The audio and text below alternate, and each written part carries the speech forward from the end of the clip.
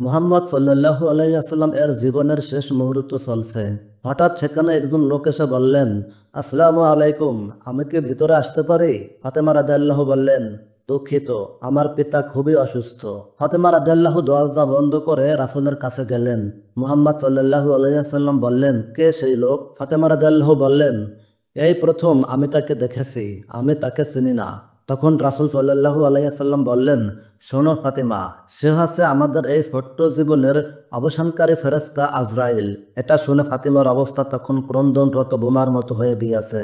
রাসূল সাল্লাল্লাহু আলাইহি সাল্লাম বললেন, হে জিব্রাইল, আমার উম্মতের কি হবে? আমার উম্মতের নাজাতের কি হবে? জিব্রাইল আলাইহিস সালাম বললেন, হে রাসূল, আপনি চিন্তা করবেন না, আল্লাহ ওয়াদা করেছেন আপনার উম্মতের নাজাতের জন্য। মৃত্যুর ফেরেশতা ধীরে ধীরে রাসূলের কাছে এলেন জান কবজ করার জন্য। মালাকুল মউত আজরাইল আরো কাছে এসে ধীরে ধীরে রাসূলের জান কবজ করতে থাকলেন। পাশে দাঁড়িয়ে থাকা জিব্রাইলকে রাসূল সাল্লাল্লাহু আলাইহি সাল্লাম গুনগানির সাথে বললেন, ওহ জিব্রাইল, এটা কেমন বেদনাদায়ক জান কবজ করা। ফাতেমা রাদিয়াল্লাহু তার চোখ বন্ধ করে ফেললেন। আলী রাদিয়াল্লাহু তার দিকে উপুড় হয়ে বসলেন।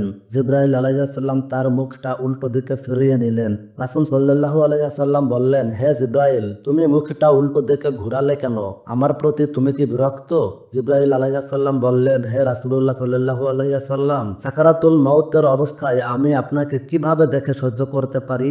ভয়াবহ ব্যথায় রাসূল সাল্লাল্লাহু আলাইহি সাল্লাম ছোট্ট একটা গুনগানি দিলেন। রাসূল সাল্লাল্লাহু আলাইহি সাল্লাম বললেন, হে আল্লাহ, সাকারাতুল মাউতটা যতই ভয়াবহ হোক সমস্যা নেই, আমাকে সকল ব্যথা দাও, আমি বরণ করব, কিন্তু আমার উম্মাহকে ব্যথা দিও না। রাসূলের শরীরটা ধীরে ধীরে ঠান্ডা হয়ে আসতে লাগলো। তার পা বুক কিছুই নড়ছে না এখন আর। রাসূলের চোখের পানির সাথে তার ঠোঁটটা কম্পিত হচ্ছিল। তিনি কিছু বলবেন মনে হয়। আলী রাদিয়াল্লাহু তার কানটা রাসূলের মুখের কাছে নিয়ে গেল। রাসূলুল্লাহ সাল্লাল্লাহু আলাইহি সাল্লাম বললেন, নামাজ কায়েম করো এবং তোমাদের মাঝে থাকা দুর্বলদের যত্ন নাও। রাসূলের ঘরের বাইরে চলছে কান্নার আওয়াজ। সাহাবীরা একজন আরেকজনকে জড়িয়ে ধরে উচ্চ স্বরে কান্নারত। আলী রাদিয়াল্লাহু আবার তার কানটা রাসূলের মুখের কাছে ধরলো। রাসূল সাল্লাল্লাহু আলাইহি সাল্লাম চোখ ভেজা অবস্থায় বলতে থাকলেন, ইয়া উম্মতি, ইয়া উম্মতি, ইয়া উম্মতি। রাসূল সাল্লাল্লাহু আলাইহি সাল্লাম এর উম্মত হিসেবে এই ভিডিওটি শেয়ার করতে ভুলবেন না।